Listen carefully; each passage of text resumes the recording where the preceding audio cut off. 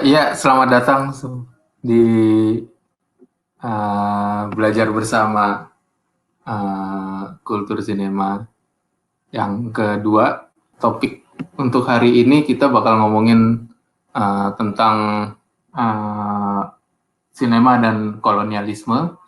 Uh, Bagaimana keduanya saling tarik menarik dan juga saling memiliki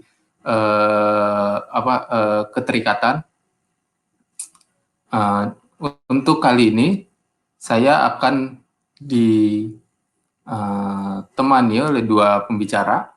Pertama adalah Mardika Yuda, seorang kurator kultur sinema dan juga seniman dan periset. Lalu ada Lutfan Nurrahman, juga seorang seniman, periset di kultur sinema. Juga sempat berkontribusi sebagai kurator di kultur sinema terakhir dan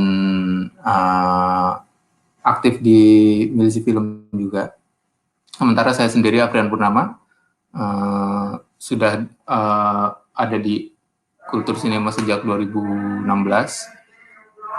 Untuk topik kali ini kita akan membicarakan ada beberapa poin yang bisa kita bicarakan untuk topik kali ini. Poin pertama adalah kepentingan teknologi kamera dalam perluasan persepsi koloni dan kolonialisme. Dan kedua, lalu ada juga kita akan membahas tentang macam-macam berbagai bentuk penemuan kamera yang ditemukan akhir abad 19, dan bagaimana persaingan-persaingan dari temuan-temuan tersebut terjadi pada tahun-tahun tersebut, dan mengapa kita mengenalnya sekarang dengan sebutan sinema. Lalu mungkin nanti kita juga bisa memperluas pemahaman kita tentang yang kita dapat dari pengetahuan sinema pada tahun tersebut dengan persepsi bukan persepsi ya, dengan bagaimana kita melihat perkembangan gambar bergerak saat ini yang sekarang kita alami dengan berbagai macam bentuk dan moda produksi gambar sekarang. Baik, langsung saja. Mungkin kita akan mulai dari Lutfan dulu, Lutfan Nurrahman. Menarik sih untuk melihat sejarahnya. Ternyata teknologi film itu nggak seperti yang kalau dulu belajar kan Lumiere gitu. Ternyata ada Edison juga di situ, lalu dan pionir-pionir sebelumnya. Lalu kan bagaimana kultur sinema mengambil angle bahwa film itu dibawa oleh penemu-penemu gitu, penemu-penemu seperti Lumiere dan perusahaannya, lalu Edison juga dengan orang-orang yang membawa peralatan Edison ke sini. Kan sebelumnya mungkin dulu taunya bahwa film itu dibawa langsung oleh kolonial Belanda gitu ke sini. Ternyata itu dibawa oleh perusahaan-perusahaan yang memang pada akhir abad 19 itu ya lagi semangatnya menemukan teknologi gambar bergerak gitu. Nah, terus habis itu ternyata kan ada pengusaha-pengusaha film ya di Hindia Belanda gitu, seperti Louis Talbot gitu kan. Dia seorang fotografer yang punya studio foto di Batavia, lalu dan punya teknologi ya namanya skinematorgraph ya Bang. Itu bukan sinematografnya Lumiere, bukan vitaskopnya Edison gitu. Mungkin kalau misalnya mau ditarik paralelnya kayak gimana ya? Kayak ini si Talbot nih punya proyektor Epson gitu kali ya. Punyanya Lumiere misalnya Sony atau BenQ gitu. Ceritanya menarik banget sih waktu gue baca mengenai Talbot ini, bahwa kan suatu hari dia kan rutin ya memutarkan dari 1897 gitu. Eh, Lalu suatu hari apa namanya?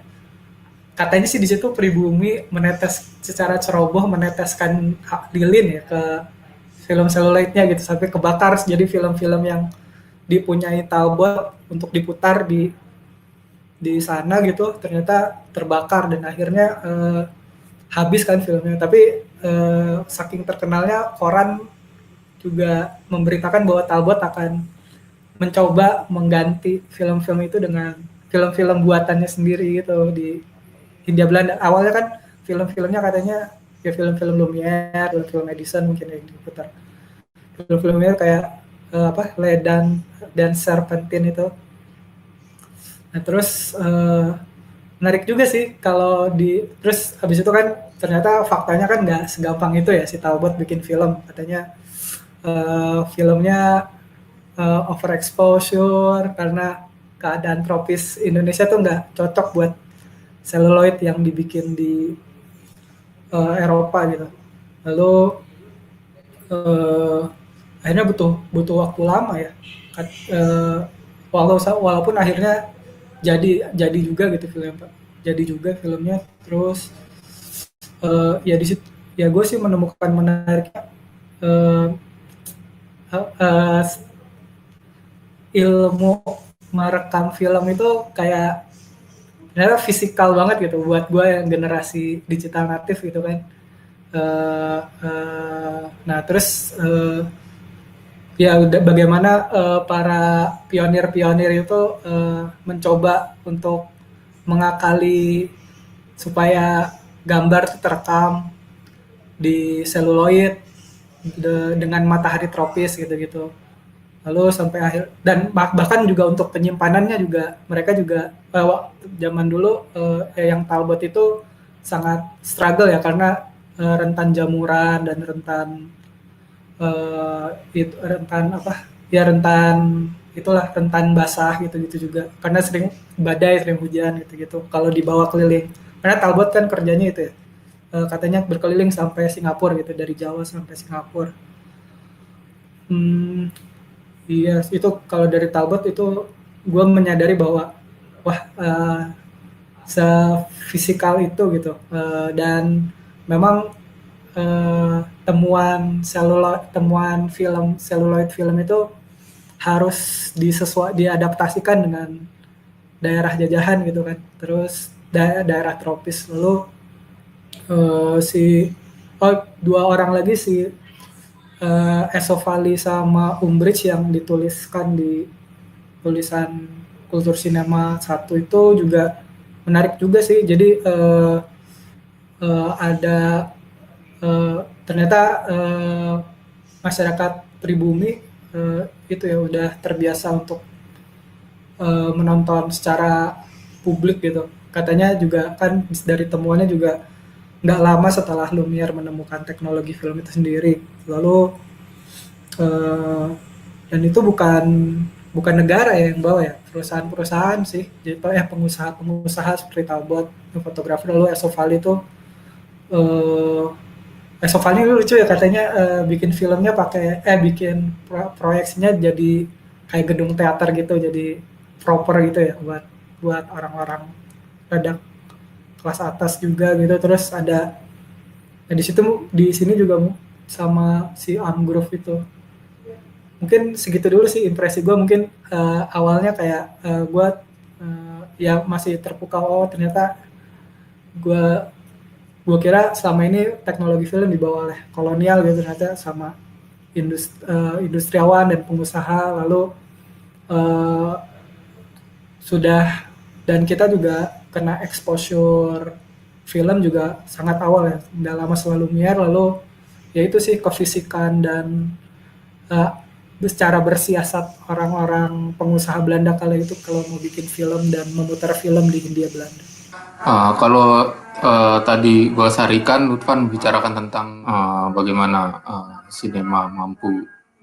sinema dibawa oleh swasta dan bagaimana teknologi itu sendiri kemudian dipaksa untuk bernegosiasi dengan iklim. Dan lalu mungkin yang menarik dan bisa kita diskusikan nanti adalah kelas sosial yang terjadi dalam ruang penayangan, atau juga dalam bagaimana kelas sosial itu berkontribusi atau memiliki dampak langsung terhadap keberadaan sinema di India, di tanah jajahan. Dari kultur sinema satu sih sebenarnya emang mau melihat ketika itu kan kita tahu sebenarnya ada dua hal yang bagaimana teknologi sinema itu masuk gitu, nggak cuma di Hindia Belanda tapi juga di negara-negara Asia lain gitu. Ada yang negara yang memang cuma menerima misalkan proyeksinya aja atau representasinya aja berupa penayangan gitu, dan tapi juga ada beberapa negara yang menerima sekaligus dengan alat produksinya gitu atau si kamera. Jadi emang ada dua hal. Jadi satu yang lebih sifatnya representasi si tayangan-tayangan, dan yang kedua si presentasi alat itu yang ya ketika itu juga masih cukup asing ya gitu. Tadi sempat disinggung sama Lutfan sebenarnya tentang ada satu hal yang cukup menarik sebetulnya, bahwa ternyata masyarakat Hindia Belanda itu tidak terlalu kaget ya dengan kehadiran sinema gitu, karena memang sudah terbiasa menonton wayang kulit atau mungkin pertunjukan bayangan dan lain-lain. Itu juga jadi sudah ada tradisinya gitu. Dan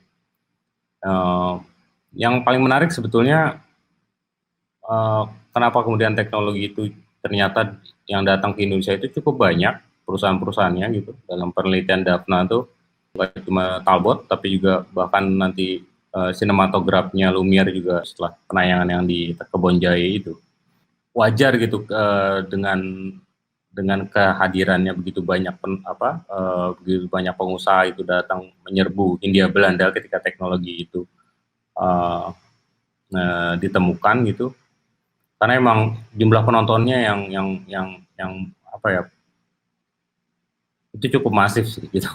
Maksudnya jumlah penonton yang mungkin tidak mungkin terjadi gitu di negeri asalnya gitu.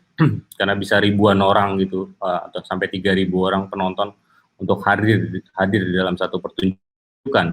Kalau seandainya misalkan dengan harga murah aja gitu untuk penonton pribumi itu udah untung banyak ya gitu.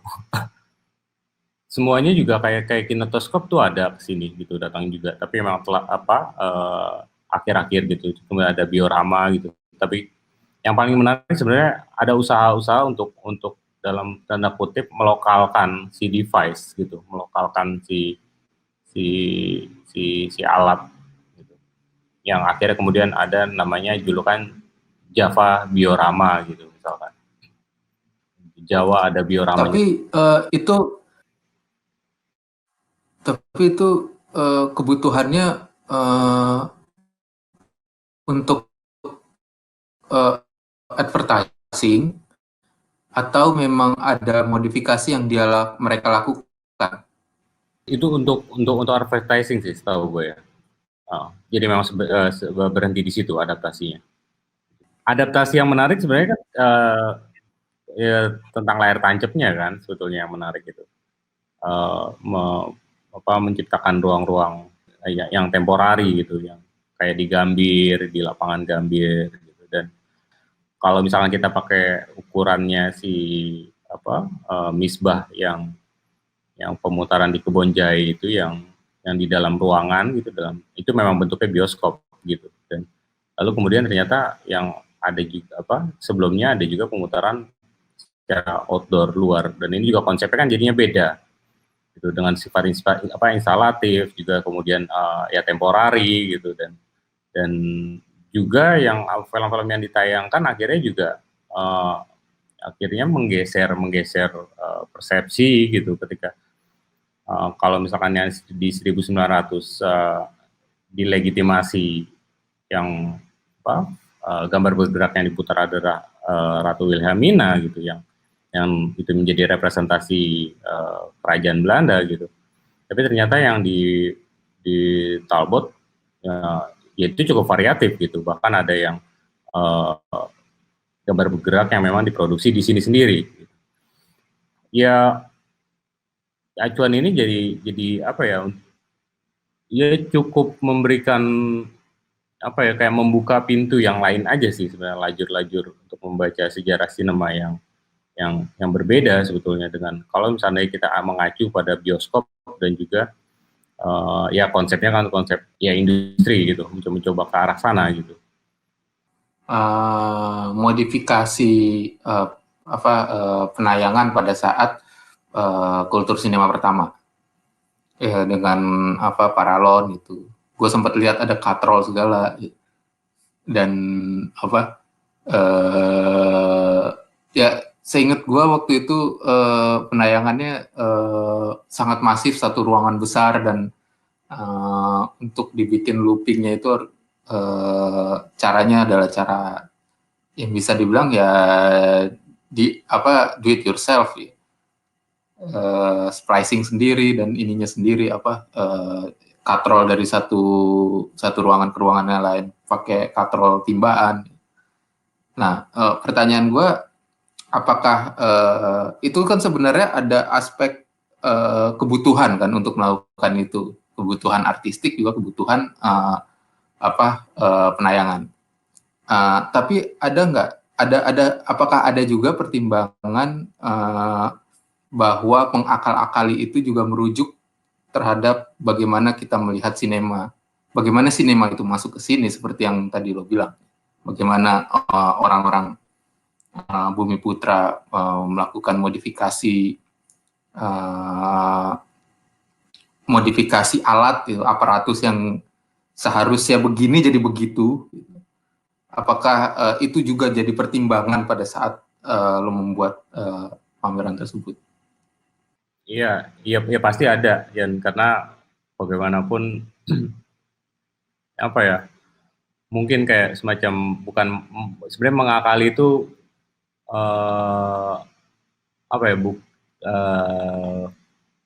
sebenarnya untuk mencoba untuk melihat bahwa sinema itu sebagai gagasan gitu, bukan cuma sekedar hal teknis gitu, dan juga sebenarnya juga ketika teknologi itu masuk ke sini tanpa ada bagasi pengetahuan yang tadi gue bilang, ya akhirnya kepada mengalami gitu si teknologi itu, dan pada perkembangan selanjutnya pun akhirnya kita juga bahkan sampai hari ini pun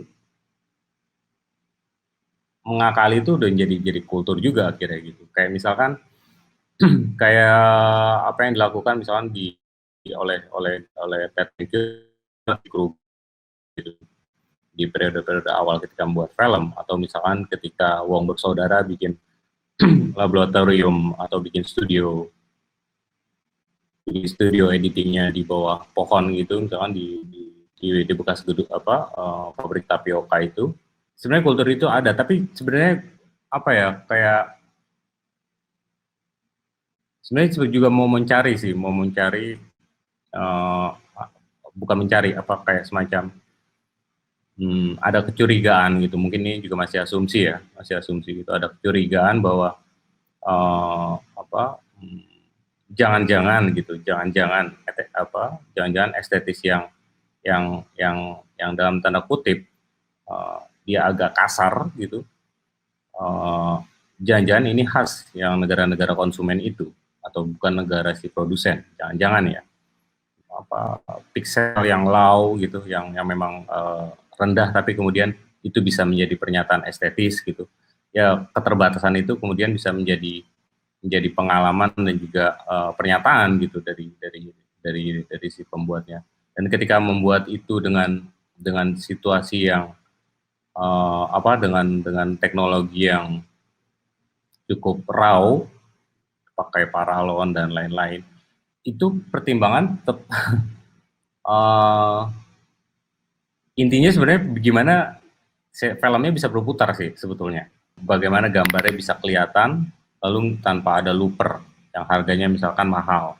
Lalu kemudian kita mencoba mencari sebuah teknologi yang substitusi atau pengganti gitu, yang benar-benar bisa ditemukan gitu atau bisa diadaptasi di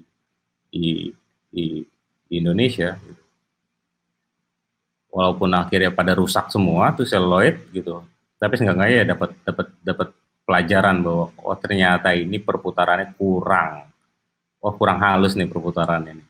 Harusnya besok kita pakai katrol yang lebih kecil gitu misalkan, jangan timbaan ember yang buat mandi gitu, jadi mungkin karena itu keberatan gitu. Dan ya akhirnya dicoba dengan pengalaman gitu.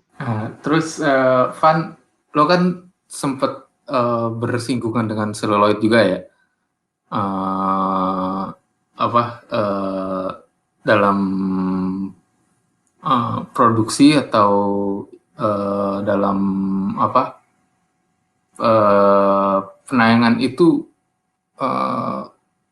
praktik do it yourself itu terjadi juga nggak sih yang lo ketahui gitu? Menarik, iya sebenarnya dulu tuh gue waktu Kultur Sinema 1 kan gue datang ya, gue jadi satu juga PFN waktu itu sama teman-teman lab laba-laba lagi ngulik seluloid itu kan.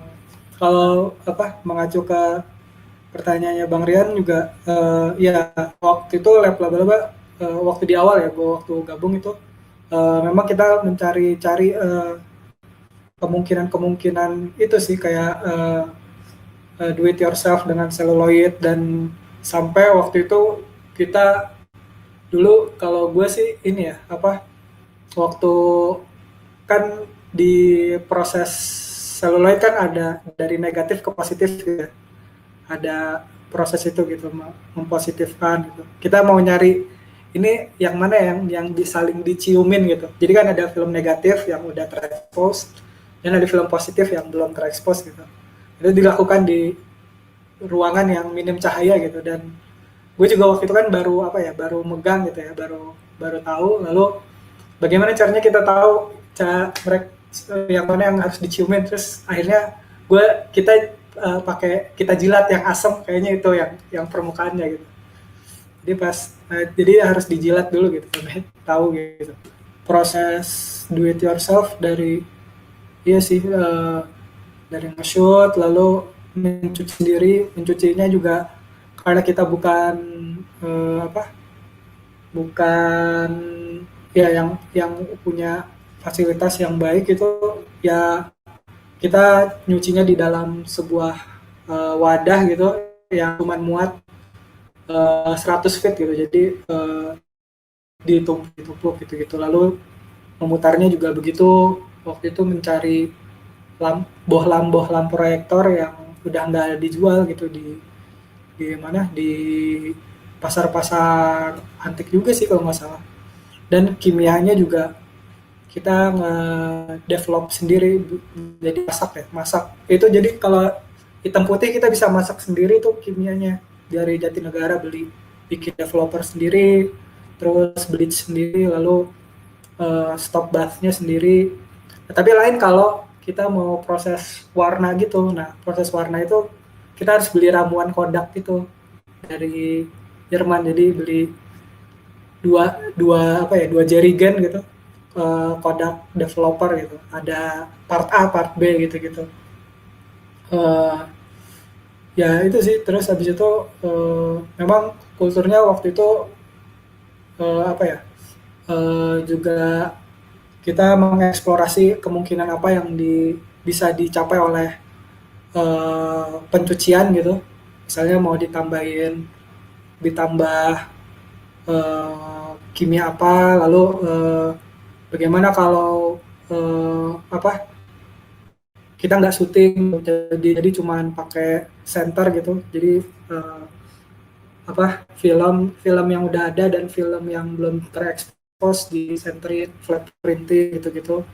Lalu sama bagaimana kalau kita melambatkan laju si proyektor gitu, apa yang terjadi gambar-gambar itu. Nah terus waktu eh, di kalau pengalaman gue waktu di kultur sinema juga ngelihat kultur sinema satu, ngelihat apa uh, sempat gue lihat waktu mutar tuh putus, wah terus habis itu nggak sayang ya waktu itu gue kira gitu ya. Gue juga sering putus juga kan, tapi kayak oh ternyata waktu gue sadari, gue refleksi lagi, oh ya memang ini statementnya. Sampai akhirnya waktu di pameran keliling itu kan pameran keliling kayak pameran kronik kultur sinema ya, terus akhirnya di seluloid itu tinggal sebiji gini ya, segini dari pemutaran kultur sinema satu. Lucu sih itu sih yang buat gue mungkin ketubuhan dalam mengalami film gitu ya. Ternyata ya film tuh ternyata nggak cuma uh, well apa ya, well presented atau proper gitu dalam bioskop, dan tapi banyak proses-proses ketubuhan, proses-proses fisikawi gitu-gitu di situ. Jadi kalau misalnya gue bisa dapatkan dari perbincangan tadi, apa praktik di IY itu, do it yourself itu kan terjadi di kita karena kita bukan produsen, karena teknologinya datang ya gitu aja gitu. Jadi kita harus akalin gimana caranya supaya ini bisa jalan di sini gitu. Dan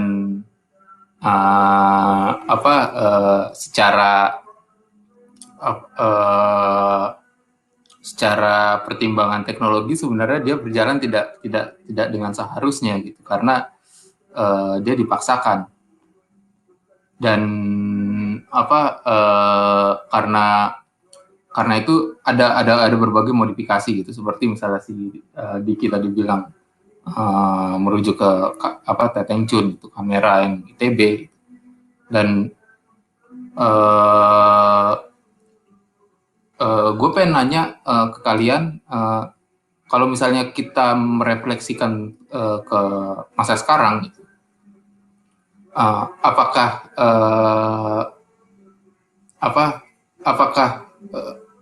kita sebagai orang yang konsumen itu emang udah nasib, maksudnya emang kita dari awal selalu menjadi konsumen gitu, yang mana kita mengharuskan, misalnya kita dipaksa memproduksi, ya kita harus ngakalin gitu. Apakah dan tadi Diki juga sempat dengan lebih jauh lagi ngomongin tentang jangan-jangan ini estetika kita gitu. Dan gue pengen mempertanyakan pertama, apa sih implikasinya terhadap film kita sebagai konsumen? Kedua, apakah mungkin secara infrastruktur kita nggak bisa memproduksi film gitu, seperti misalnya karena teknologinya kan dipegang oleh Eropa dan di Asia di Jepang, teknologi kamera. Cuman kan kita selalu membicarakan bahwa sinema itu adalah ide gitu, dia melampaui aparatus, melampaui keberadaan material. Lalu apa yang bisa kita rumuskan kemudian dari fakta bahwa sinema sebagai konsep, bahwa kita bisa membuat sesuatu yang melampaui material, bentuknya itu seperti apa? Kalau gue sih sebenarnya masih percaya gitu, kayak salah satu tokoh eksperimental atau dokumenter kita pernah ngomong bahwa kita sebagai warga yang dari selatan Katulistiwa tuh, yang dikenal sebagai dunia ketiga gitu, dia bilang sama sekali tidak punya perasaan minder gitu. Keterbelakangan kita justru menjadi suatu privilege atau hak istimewa gitu. sebab kita masih mungkin menempuh jalan-jalan yang tidak ditempuh oleh Eropa. Ya dapat apa, peran sih sempat bicara itu, dan apa ya, itu kayak semacam memberi apa ya, kayak kayak semacam memberi keyakinan gitu bahwa oh ternyata daripada kita misalkan mengejar hal yang memang apa tidak lahir di sini sebetulnya, kenapa nggak kita cari sendiri yang memang ada di kita gitu. Dan ini juga sebenarnya ngerujuk lagi gitu ke misalkan kalau Armin Pane bilang di tahun 50 itu, tahun 53 dia nulis sejarah film itu bahwa sinema itu adalah bentuk akulturasi gitu misalkan. Tapi kemudian yang ditekankan sama dia kan akulturasi tentang cerita atau tentang tema-tema yang dibicarakan di dalam film, tapi tidak dibicarakan tentang bagaimana teknologi itu kemudian diserap gitu. Bagaimana teknologi itu kemudian dipakai, tapi kemudian tidak hanya berhenti pada cerita, tapi dia bisa menjadi statement estetik gitu misalkan di situ. Dan juga sebenarnya ini juga menyinggung juga sebetulnya dengan tentang kebudayaan, misalkan kebudayaan nasional gitu, bahwa kita adalah puncak-puncak dari kebudayaan daerah gitu, dan jangan-jangan memang yang disebut campur sari itu gitu, yang memang apa ya, maksud gue jangan-jangan emang ada baratnya, terus kemudian ada daerahnya, terus kemudian ya karena kita terbentuk oleh itu semua kan gitu, kemudian kayak kemudian ada dalam bentuk identitas, misalkan ngomongin identitas politik, identitas gitu.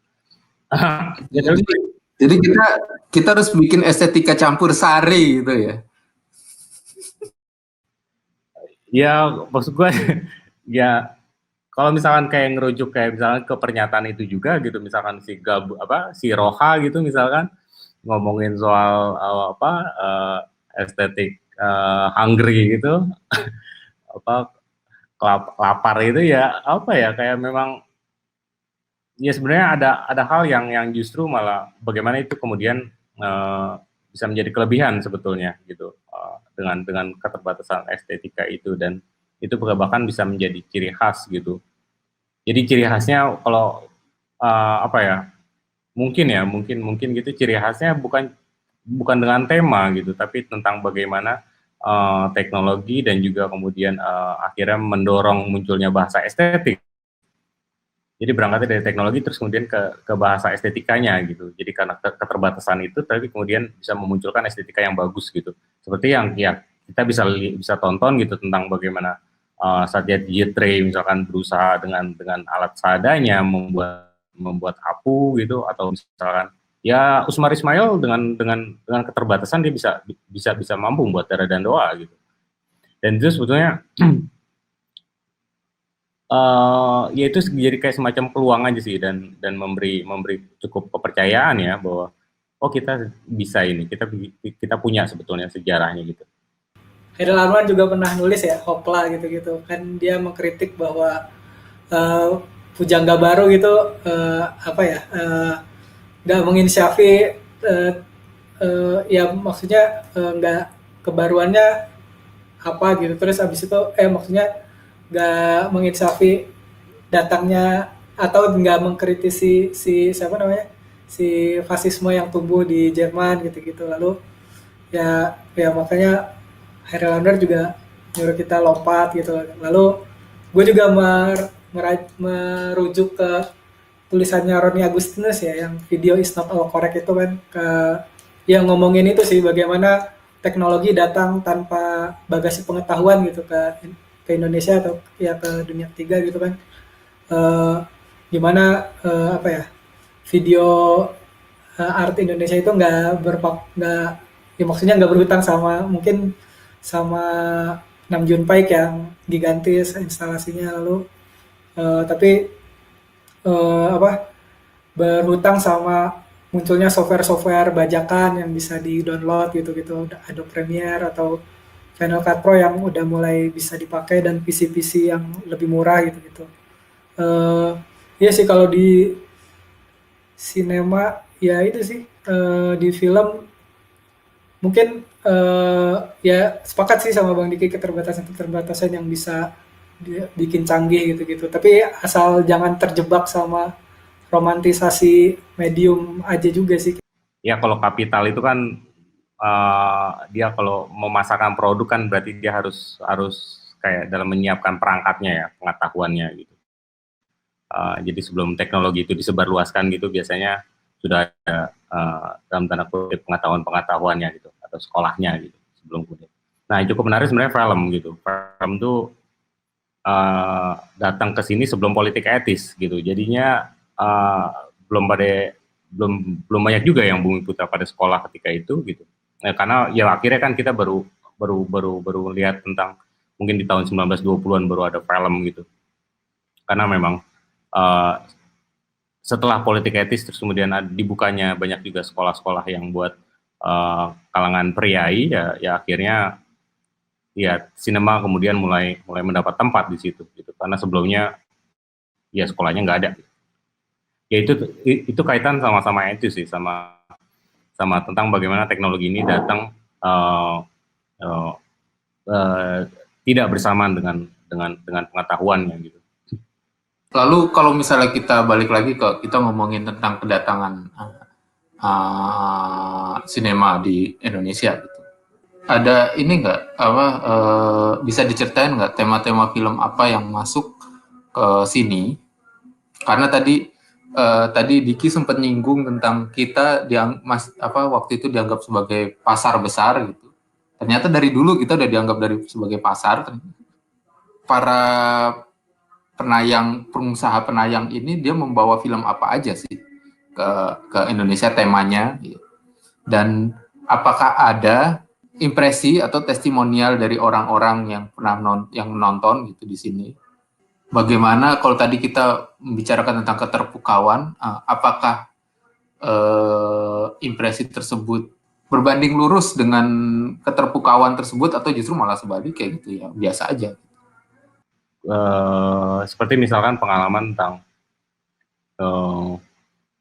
ya ketika hujan gitu, tapi penonton tetap stay gitu, tetap stay di lapangan gitu, walaupun banjir kemudian nonton di atas pohon, tapi tetap bagaimana orang kita tuh sangat menggemari dengan gambar bergerak ya di sinema gitu. Tapi memang sebagian besar yang sampai hari ini ditemui emang kebanyakan juga sebuah catatan yang memang berasal dari ya Eropa gitu.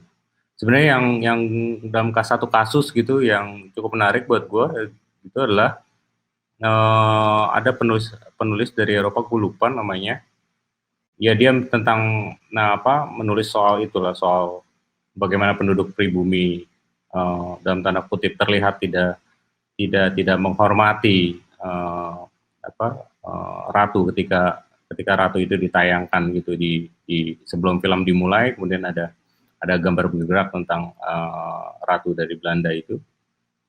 Kemudian para penonton bersiul gitu, bertepuk tangan gitu dan bersorak-sorak, dan ketika mungkin di kultur sinema kedua kuotasi itu sempat kita tempel sih di dinding gitu tentang bagaimana perilaku Bumi Putra terhadap atau bagaimana Bumi Putra itu menanggapi gitu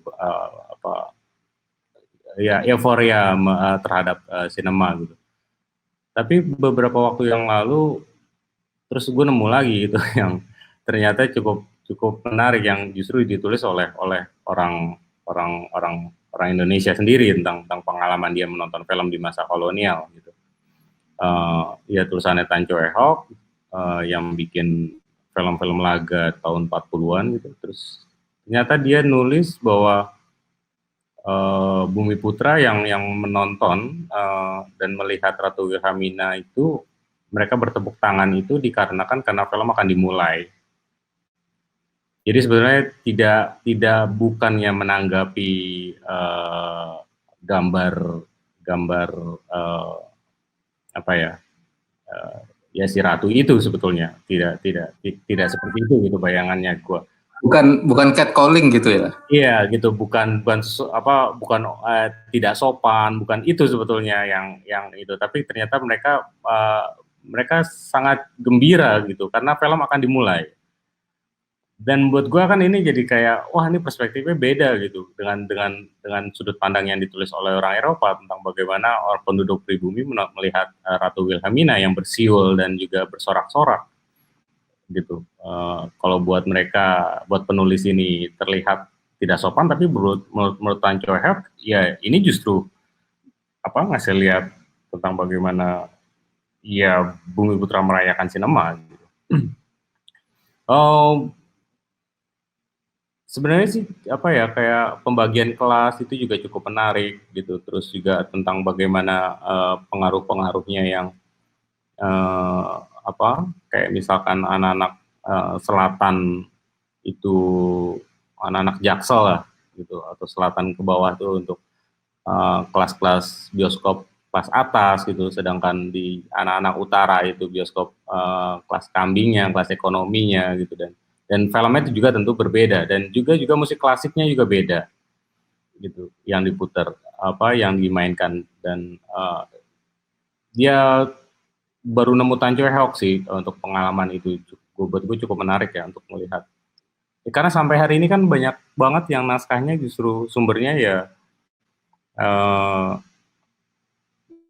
sumber-sumber dari Eropa sendiri gitu, untuk membaca bagaimana situasi masyarakat kita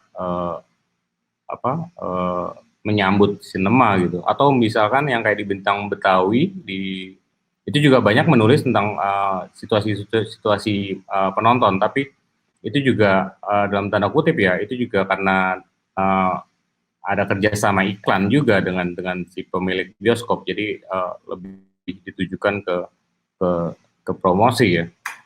Iya sih, kalau gue sih masih mengacu ke teks yang gue baca itu juga, kayak kan dimana si Esofali itu memproduksi Nyai Dasima ya kalau nggak salah ya. Nah itu kan kayak itu bahkan sampai dalam rentang 6 tahun bisa sampai dibikin hampir 3 kali gitu. Kalau nggak salah versi pertama, lalu versi kedua, dan versi ketiga nanti pas ada sound film gitu. Nanti harus mungkin dibikin lagi gitu.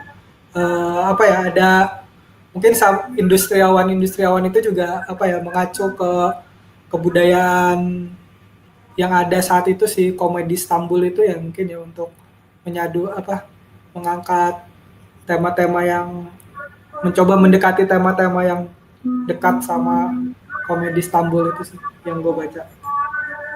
Kayak kisah 1001 malam juga, lalu ada itu ya selain Nyai Dasima yang terkenal.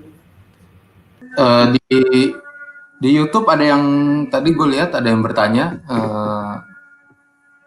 bentar.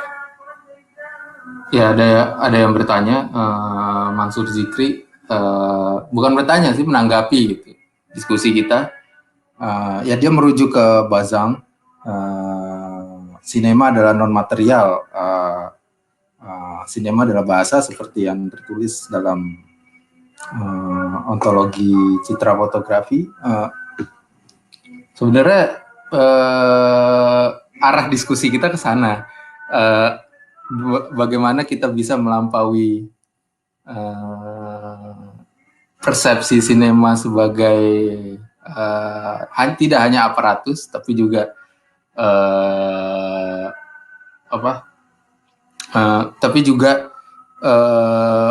bagaimana kita bisa memformulasikan dalam konteks ini bahasa sinema kita yang ternyata dalam sejarahnya kita dibesarkan oleh kultur do it yourself. Dan tadi sebenarnya Diki sempat mengajukan satu terminologi yang menarik menurut gue, yaitu campur sari gitu. Yang semua rujukan masuk, dan ya entah itu barat, timur, utara, selatan gitu, pokoknya semua diformulasikan di dalam di tanah ini oleh kita gitu, dan bagaimana itu kita bisa mengubah itu menjadi estetika, menjadi bahasa. Tapi kalau ya kalau pandangan pribadi gue sendiri, misalnya tadi merujuk ke Bazan gitu. Kalau misalnya kita mengkoneksikan lagi dengan upaya kita untuk mencari, karena kita sebenarnya kan masih dalam walaupun kita udah masuk dalam sinema masuk ratusan tahun, tapi kita sebenarnya masih berusaha mencari apa itu estetika kita. Gitu. Bahasa apa yang sebenarnya pas untuk kita gitu, karena sampai sekarang gue nggak nemu gitu, dan kita sendiri juga masih mencoba meraba-raba apa sih bahasa yang sangat kita gitu, yang sangat Indonesia. Gue lebih tertarik sebetulnya mungkin bisa dibacanya dari tentang pemikiran yang empiris gitu, bukan apa jadi kayak pengalaman indrawi gitu, berangkatnya dari situ dibanding oleh pemikiran yang rasional gitu dalam hal modernisasi gitu, karena ternyata emang modernisasi di kita kan lebih pada pengalaman, lebih pada mengalaminya gitu. Jadi benda-benda itu ada mengintervensi kita, terus kemudian kita akhirnya menggunakannya, terus akhirnya kita ya secara badaniah kita mengalami lah di situ. Sampai kemudian akhirnya buntutnya kan baru kita belajar tentang oh ternyata ini kulkas, oh ini ternyata kamera, oh ternyata ini kabel firewire, oh ini software yang bisa buat editing gitu. Yang kemudian kita ya akhirnya bisa membuat representasi atau reproduksi sendiri ya. Ada pertanyaan sih dari Oti Rancajale di YouTube. Ya, dia bilang estetika campur sari itu apakah benar terformulakan sejak awal atau sebuah estetika yang lahir sebagai anak haram lalu dia dibesarkan di belantara sosial global lalu sekarang didefinisikan? Kalau untuk menjawab tadi pertanyaan dari Mbak Ot, sebetulnya gue cuma bisa mengajukan tentang sebenarnya sudah memiliki kesadaran itu, memiliki bahwa kita tidak mungkin mencapai misalkan atau mungkin tidak mungkin mencapai sampai ke tarafnya sinema Hollywood gitu atau sinema di Eropa gitu. Tapi belum bisa ngomongnya aja sih, atau belum mau mengakuinya aja sih. Kalau gue sih, ya tanggapan gue sih dari tadi pertanyaan dan pernyataan Mbak Oti, buat gue semua bahasa itu datang dan dikonstruksi perlahan-lahan, dan semuanya dibentuk oleh waktu. Dan dalam hal ini misalnya kita ngomongin tentang bahasa film, yang tadi kita bilang jangan-jangan estetika kita ada estetika campur sari itu gitu. Kita sendiri pun juga belum tahu sebenarnya kayak apa sih gitu, bentuk bahasa yang kita gitu, apakah nggak usah ngomongin teknis lah gitu, hal yang ini aja, hal yang bahasa yang rangkaian visualnya aja deh gitu. Kalau misalnya kita bilang film kita adalah film Usmar Ismail gitu, seperti yang tergambar di filmnya Usmar Ismail, montage atau bahasa filmnya gitu. Menurut gua misalnya kita lihat lagi misalnya filmnya Nawi beda banget gitu, atau filmnya Nyabas Akut beda banget gitu. Dan itu nggak bisa jadi satu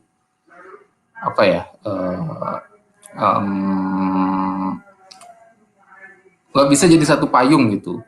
Dan itu menurut gue belum bisa didefinisikan. Ini masih jatuhnya masih tawaran sebenarnya tentang bagaimana kita mendefinisikan diri kita sendiri. Karena faktanya ya kalau menurut gue sih kita belum menemukan dan yes, jalannya sih mungkin masih panjang ya untuk mendapatkan keteguhan atau satu ya kayak misalnya merujuk ke negara lain gitu, mereka udah punya cara bahasanya sendiri. Gitu.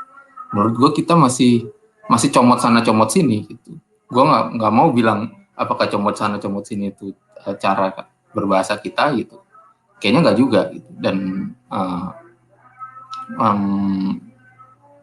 mungkin mungkin kita masih diproses karena ya kembali lagi ke fitrahnya kita adalah negara konsumen dan kita masih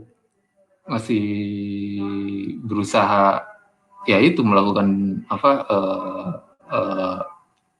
di proses itu. Gue mungkin nambahin Yan, kayaknya juga sebenarnya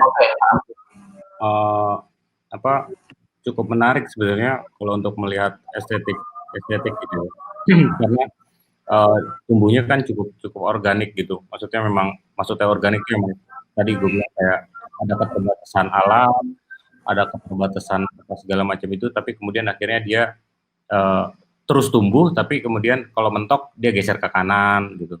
Kalau misalnya kayak kecambah ya, kalau kayak pohon gitu, tiba-tiba ada mentok lagi, ada atap, dia geser lagi cari matahari gitu. Jadi tapi tetap tumbuh gitu, tetap berkembang gitu dari